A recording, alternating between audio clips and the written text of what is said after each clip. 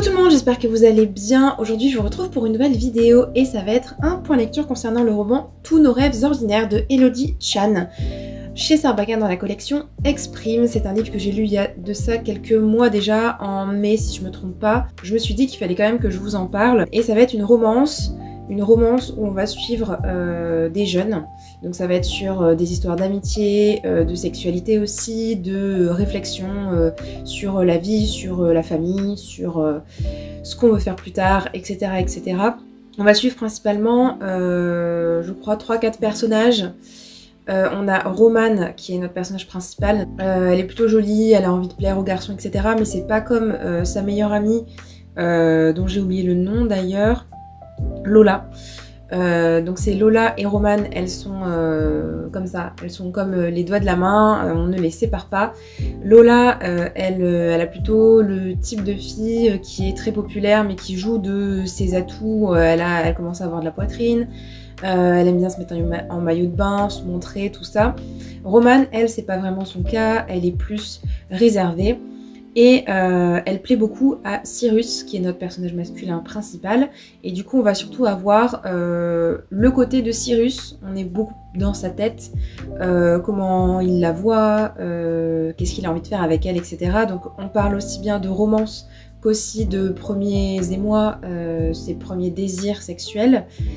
Et on a aussi l'aspect familial avec Romane qui vit dans une famille qui n'est pas forcément très fonctionnelle. Ça parle de violence notamment, des différents rôles des hommes et des femmes dans la société. Je trouve que ça retransmet très bien le fait que quand on est ado, on a envie de jouer un peu les séducteurs pour voir comment est-ce qu'on est reçu entre guillemets par le sexe opposé.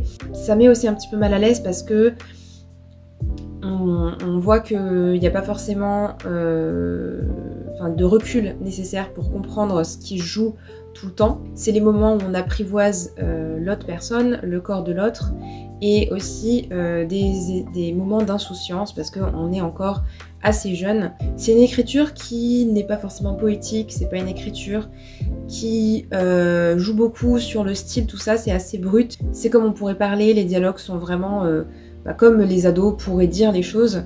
Et donc c'est quelque chose qui permet vraiment d'être immergé dans l'histoire.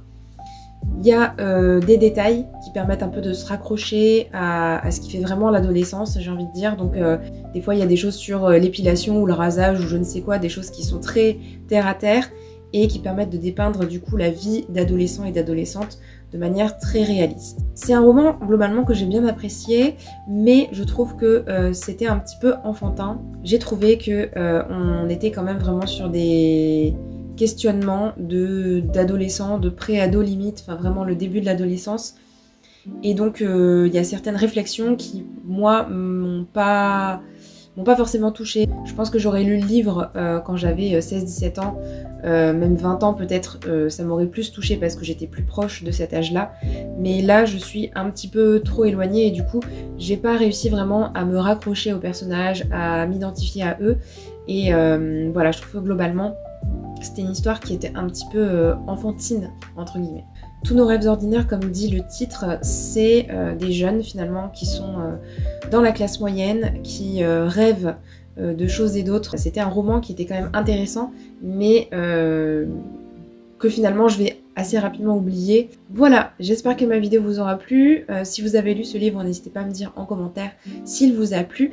Et en attendant, je vous dis à bientôt dans une prochaine vidéo. Ciao ciao!